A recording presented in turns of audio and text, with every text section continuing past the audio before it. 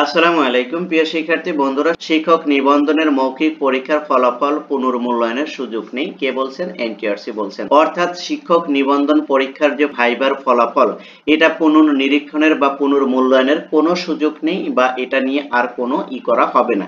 এটা কিন্তু এনটিআরসি কিন্তু স্পষ্ট বলে দিয়েছেন। দেখুন, আমরা যদি এই খবরের ভিতরে প্রবেশ করি তাহলে বোঝাটা আমাদের জন্য আরেকটু সহজ হবে।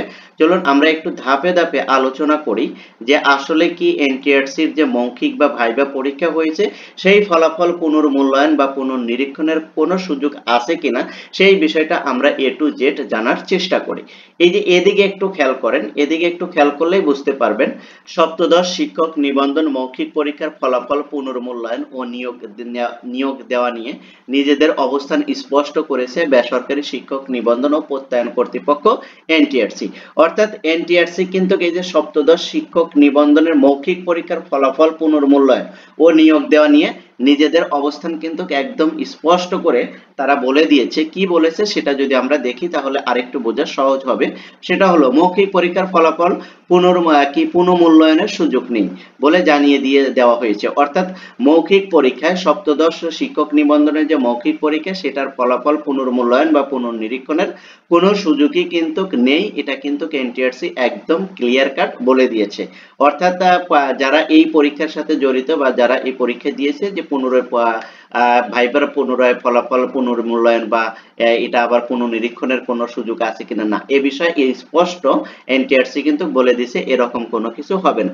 এর কারণ সংশ্লিষ্ট প্রার্থীকে জাতীয় মেধা তালিকায় অন্তর্ভুক্ত করার আইনগত কোনো সুযোগ নেই বলেও জানিয়েছে এনটিআরসি। এনটিআরসি কারণ হিসেবে যেটা দেখিয়েছে সেটা হলো যে সংশ্লিষ্ট প্রার্থীকে জাতীয় মেধা তালিকায় অন্তর্ভুক্ত করার আইনগত কোনো বৈধতা নেই বা আইনগত কোনো সুযোগ নেই, যার কারণে কিন্তু এনটিআরসি বলেছে যে মৌখিক পরীক্ষার ফলাফল পুনর্মূল্যায়নের কোনো সুযোগ নেই। তাহলে এখানে একটু আমরা যদি দেখি তাহলে আরেকটু আমরা বুঝতে পারবো। প্রিয় শিক্ষার্থী বন্ধুরা, এদিকে একটু খেয়াল করুন। দেখুন, একজন পরীক্ষার্থী প্রসঙ্গ উল্লেখ করে আজ বৃহস্পতিবার 21শে আগস্ট এনটিআরসির সহকারী পরিচালক পরীক্ষা মূল্যায়ন ও প্রত্যয়ন 1 ফিরোজ আহমেদ স্বাক্ষরিত বিজ্ঞপ্তিতে এ তথ্য জানানো হয়। এতে বলা হয়েছে 2005 সালের 1 নম্বর আইন বেসরকারি শিক্ষক নিবন্ধন ও প্রত্যয়ন আইন 2005 এ প্রদত্ত ক্ষমতা বলে প্রণীত বেসরকারি শিক্ষক নিবন্ধন পরীক্ষা গ্রহণ ও প্রত্যয়ন বিধিমালা 2006 সংশোধিত এ বিধি 3 অনুযায়ী এনটিআরসি এ শিক্ষক নিবন্ধন পরীক্ষা গ্রহণ করে। অর্থাৎ তাদের যে এই যে আইনি যে যতগুলো আছে কিভাবে কি হয়েছে এই সকল বিষয় নিয়ে আলোচনা করেছে।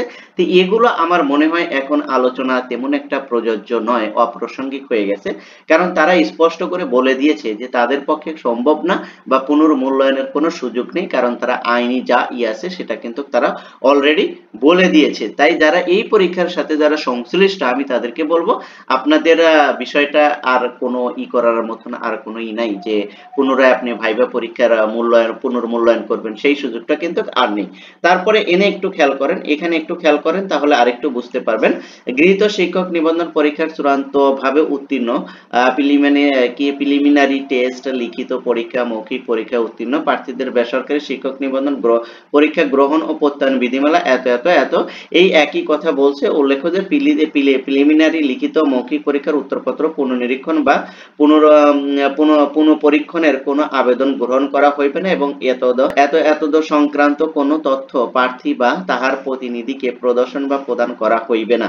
এটা কিন্তু একদম ক্লিয়ার কাট বলে দিয়েছে। দেখছেন, এই যে প্রিলিমিনারি টেস্ট লিখিত মৌখিক, ঠিক আছে, লিখিত পরীক্ষা মৌখিক পরীক্ষা, এদের কোনো ফরম্যাটের রেজাল্টই কিন্তু কি করা হবে না, পুনর্নিরীক্ষণ বা পুনঃপরীক্ষণের কোনো সুযোগ নেই এবং এদের এ সংক্রান্ত কোনো তথ্য প্রার্থী বা তাহার প্রতিনিধিকে কিন্তু প্রদান করবে না এনটিআরসি।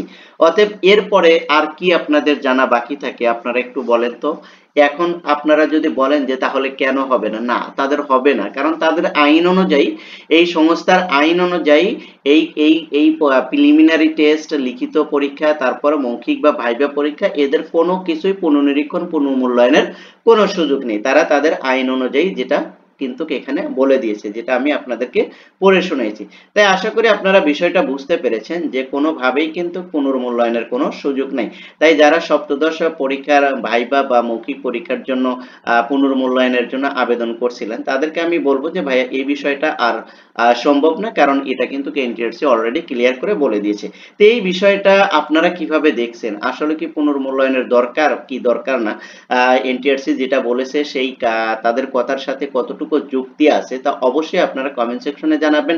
আর আপনারা কি চান? পুনর্মূল্যায়ন চান নাকি চান না, বা এটা কি আসলে দরকার কিনা, সে সকল বিষয়ে আপনারা বিস্তারিতভাবে এই ভিডিওর কমেন্টসে আপনারা আপনাদের মতামতগুলো জানাতে পারেন। এরপরে নতুন কোনো আপডেট আসলে আমি অবশ্যই আপনাদের সাথে শেয়ার করব। ততক্ষণ পর্যন্ত ভালো থাকুন, সুস্থ থাকুন।